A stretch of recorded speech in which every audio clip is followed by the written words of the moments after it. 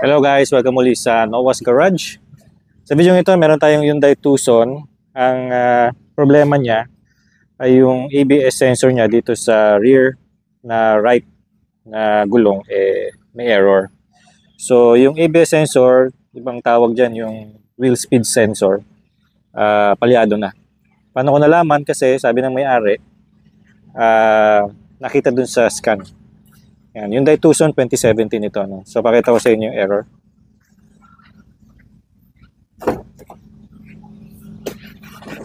Ayan. So nakita nyo, ABS, anti-lock braking system. So naka-ano siya, naka-ilaw. Ayan. So chinek ko na rin yan. Diyan yung ano ko, ang tawag dyan, scanner ko. So sa ano nga ang problema? Rear right na wheel yung problema na sensor. So papalitan natin yun guys. Yung may-ari meron na siyang sensor na binili online. Kakabit lang natin. So tanggalin natin yung gulong, tanggalin natin yung hub, yung brake. Tingnan natin kung paano na maayos yan. Ano. So papakita ko sa inyo kung paano maayos yan. Madali lang naman yan. Medyo mag-exert lang tayo ng konting effort. Okay guys? Subscribe and like. Kaboom!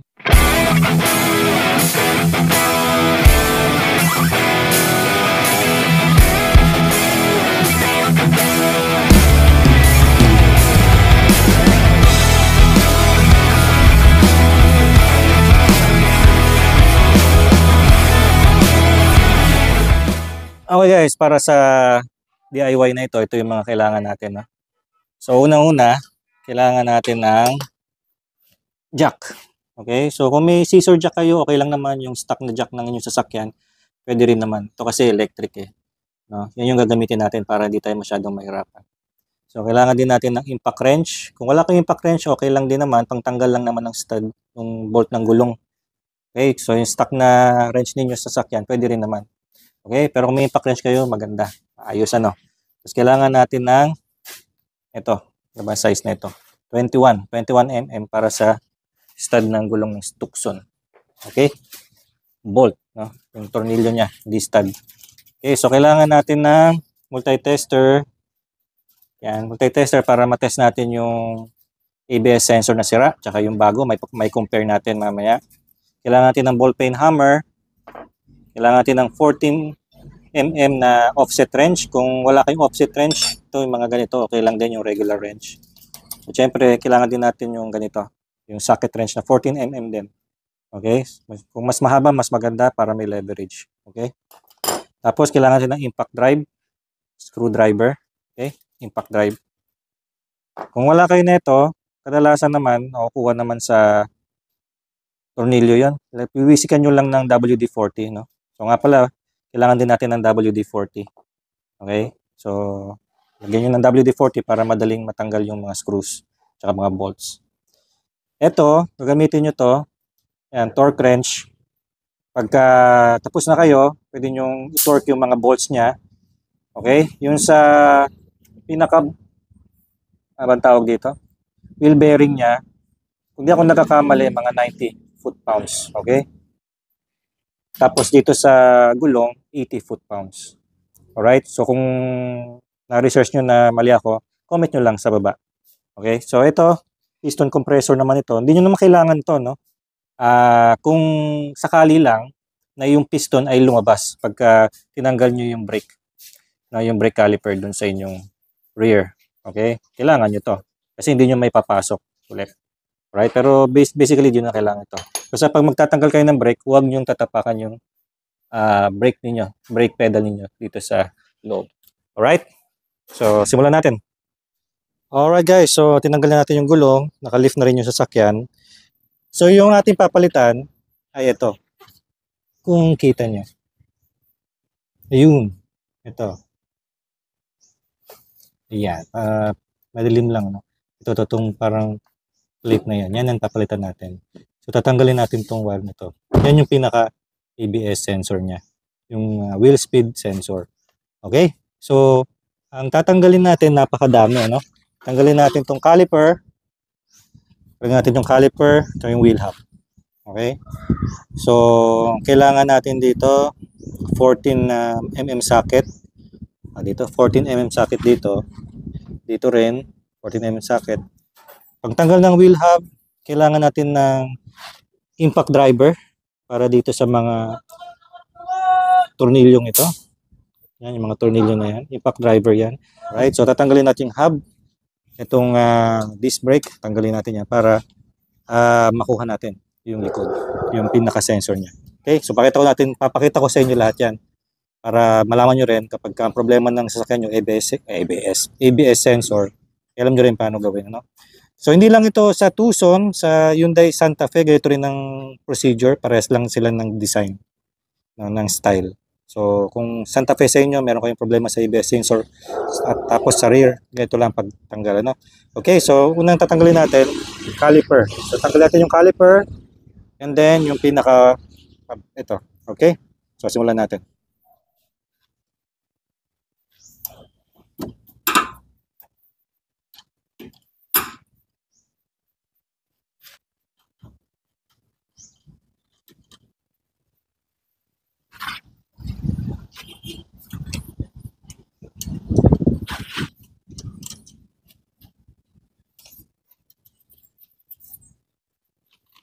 So huwag niyong hayaan na mahila to, no? Masisira yung hose.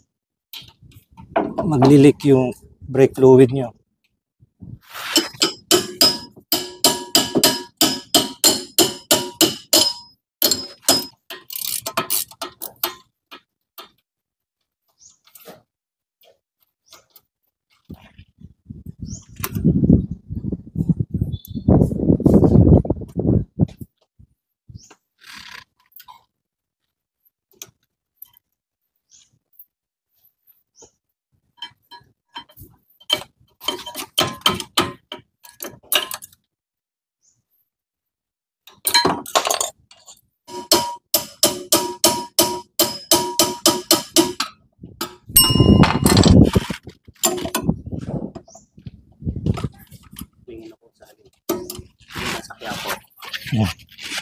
Pumunta na ako sa ayan, 5 ano eh, 5,675.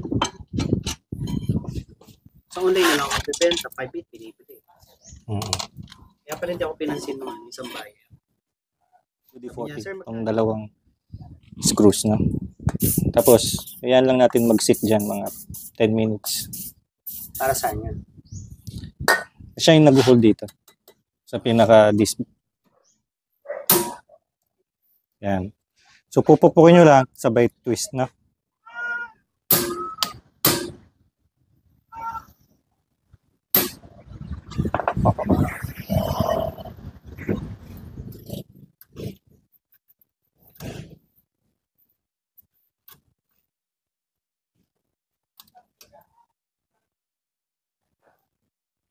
So, meron siyang pin lock, no? Metal.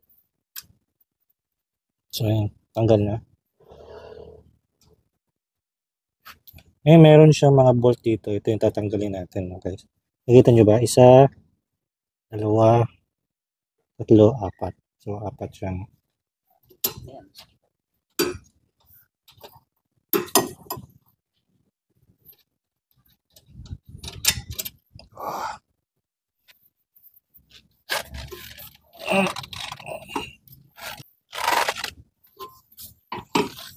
Ilan yun? Apat?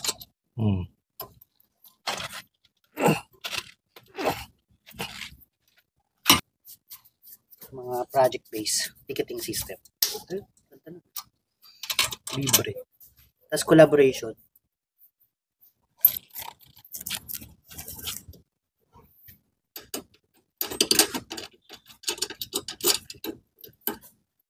Papalitan ko yan. Ayan po.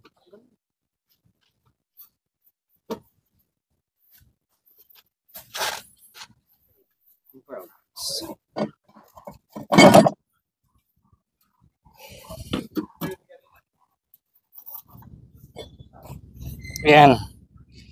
So, ito yung hub, guys, no? Ito yung sensor. Alright, so tatanggalin natin yan. Pero bago natin tanggalin, lagyan natin ng tanda, no? Kung saan nakalagay yung, lagyan natin dito.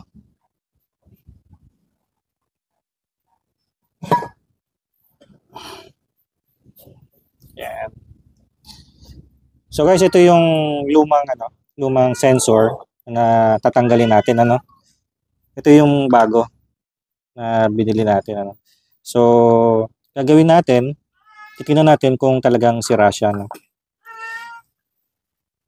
Gagamit tayo ng multi-tester. Tingnan natin kung ilan yung resistance niya. So, dito sa luma,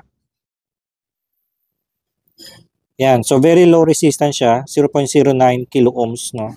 Dapat yan, mga 10 to 15 kilo ohms. So, talagang sira na siya. Malamang na sira yung coil sa loob, no. Dito naman sa bago, yan. So, pumapatak siya ng 12 kilo ohms. So, ibig sabihin, mataas yung resistance niya, okay pa to. Kasi, syempre, bago, no. So, ito yung papalitan natin. So, pakita ko sa inyo paano baklasin ito, tapos paano i-replace. So, gamit lang kayo ng flathead, saka martilyo. Dahan-dahan lang, no? Para hindi mabungi yung pinaka-metal. Ito kasi plastic naman to.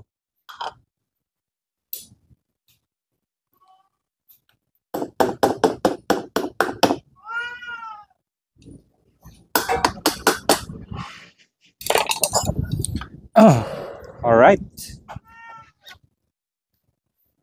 So, ito yung tanda natin, guys. So, dito natin lalagay. Ganyan. Okay? So, pupukin lang natin ng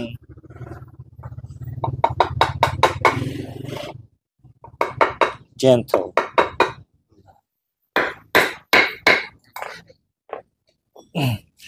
Yun. Okay na. Dapat walang gap yan, guys, no? Dapat lapat na lapat siya. Okay? So, lapat nyo lang dun sa 4 na bolts, no?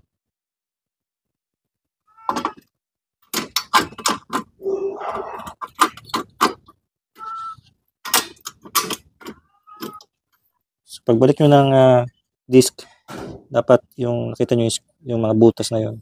Dito yun, no? Okay?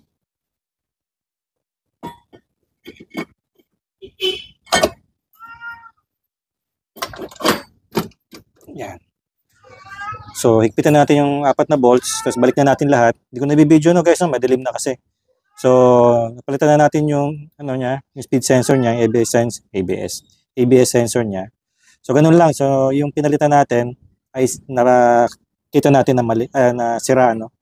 Sira talaga siya. So, bad talaga yung sensor na yun. Okay? So, pagka balik natin ng gulong, lahat ng mga tornilyo, tsaka ng sensor, tingnan natin kung meron pa siyang ABS light dun sa kanyang dashboard. Okay? So, hindi ko na papakita to. Skip na tayo. Alright, guys. So, nakikabit na natin yung ating sensor, pati yung gulong. Hindi ko na pinakita yun, no? In reverse lang naman yung procedure kanina pagtanggal. Ganun din naman pagbalik. Okay? So, tingnan natin. Yun natin kung meron pa siyang ABS sensor light, no? Kung naka-on pa siya. Okay? Hindi ko lang mabuksan yung pinto sa likod. Yung pinto dito, yung driver's seat, hindi ko mabuksan kasi nakasagad sa dingding.